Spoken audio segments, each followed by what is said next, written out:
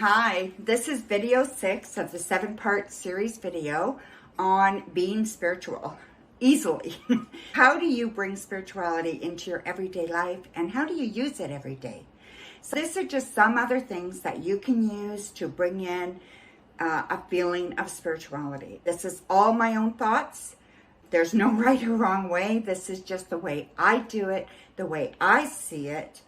And I'm not telling anybody to do anything that they don't believe. So this video is going to be about symbols, talisman, sigils, amulets, photos, and art. So I put it into just one pile and we're just going to talk about the whole bunch of them and we'll go from there. They're just different names for things.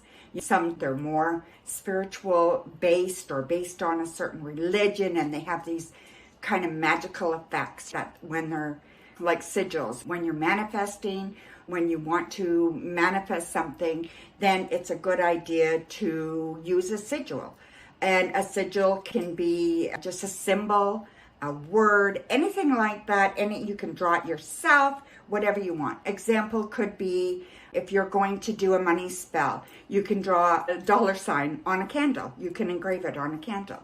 If you're doing a love spell, maybe you want to engrave a heart on it or someone's name on it or a symbol that represents your love for somebody or somebody's love for you or your love for your family. You want to do a protection sigil for your whole family and put it on your front door. You can do anything you want to do. Whatever your imagination allows you to do, you can do, okay?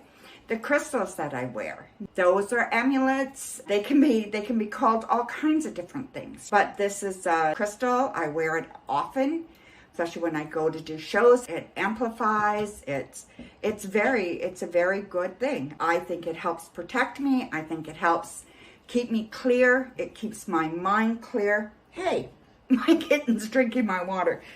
So there's all kinds of different symbols. Symbols would be another one. Whatever you believe in. I got my gargoyle for protection. I have Buddhas. Some people wear a cross. I don't know what all the different religions have, but there are so much stuff out there. It's vast.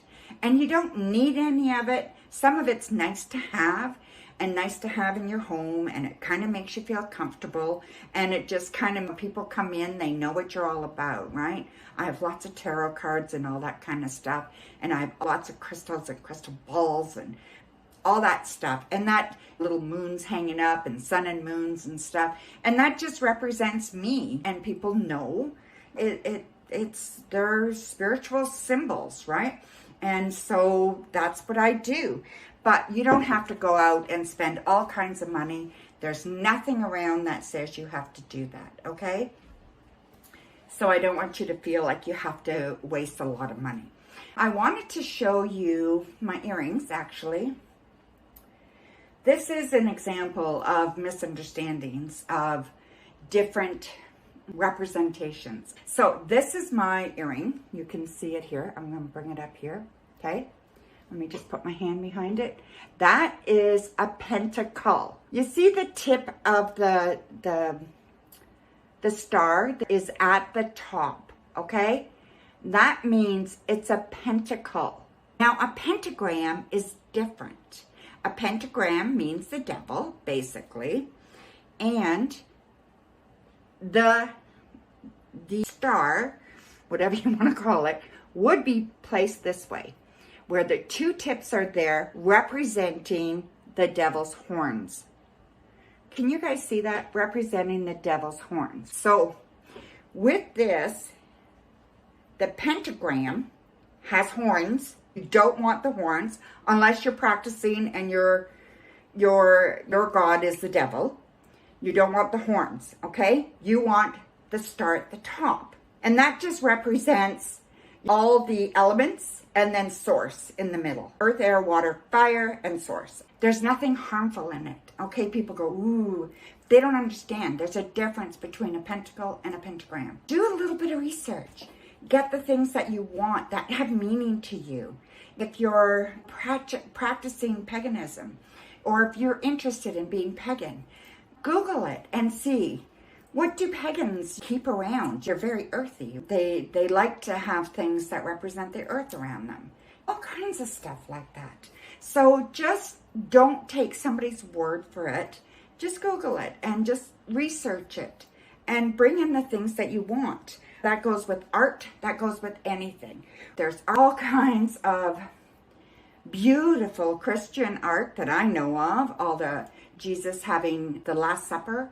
That's a huge, I mean, everybody had that in their home when I was young, you know, and that's because I was raised Catholic. So everybody had that in their home.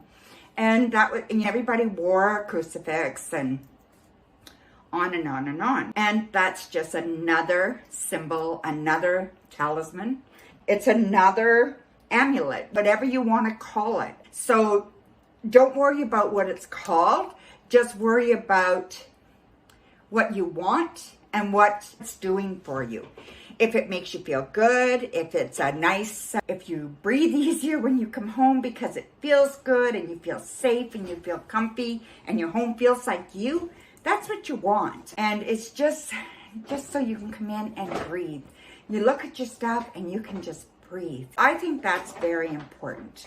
So don't worry about what anybody else is doing, what anybody else tells you, that you got to have this, and you don't have that, then you're not serious. Don't buy into that. That's not the way it is. A sigil, I want to explain to you that is just a symbol, a drawn symbol or a carved symbol, okay? That's all it is.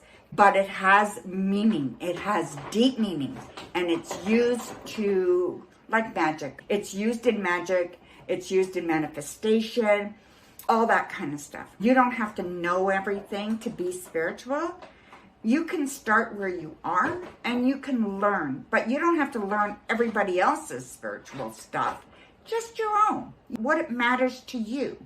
That's all that matters, right? When I first decided that I wanted to practice this more. I wanted to add it more into my life. When I came out of the closet, basically, I bought a lot of stuff. And then I had a fire and I lost it all. So don't do it. Just buy what you want. Just have what you want. On your altar, you will have all your stuff. You'll have sigils. You'll have your things that make you feel good, your symbols that matter to you. And I don't want to say anything that insults anybody, so I want to be careful that what I say. You'll have amulets, whatever it is that you have on your altar. And then you'll have candles and crystals. I have a cauldron and all that kind of stuff. So there's different things that different people, depending on what they practice, will have. And that's perfectly fine. But don't, like I said, don't buy into having to have stuff because people tell you do. It's just not true. I just want you to be aware that all that stuff out there, you just research it and you buy what you want that you can afford that makes your home feel comfortable. That's all. If you can only afford right now to get something, a little ring or a keychain that represents where you're headed on your spiritual journey, good for you. Life. You know, tree of life is a wonderful symbol, deep-rooted family love, right? So deep-rooted growing. And for me, it means family. For me, it means my individual family, not my outside family, my inside family. Like my daughters and my son and my grandchildren. That's my tree of life. And it grows and grows and grows. That's what the tree of life represents. So you will have your own interpretation of what your stuff means to you. And that's wonderful. It's like photos, that's like art, it's like anything. Just do what feels good for you. And that is the right thing to do. So thank you very much for listening. Thank you for being here with me. And I hope you enjoyed this video and I hope it gave you a little bit of an idea of what you can do and what you don't have to do. And the next video, the last video, I've left the good stuff to the end. So the last video will be very, very interesting. So I hope you meet me there for video 7 of this 7-part series on being spiritual. You have a wonderful day and blessings, my dear. Love you all.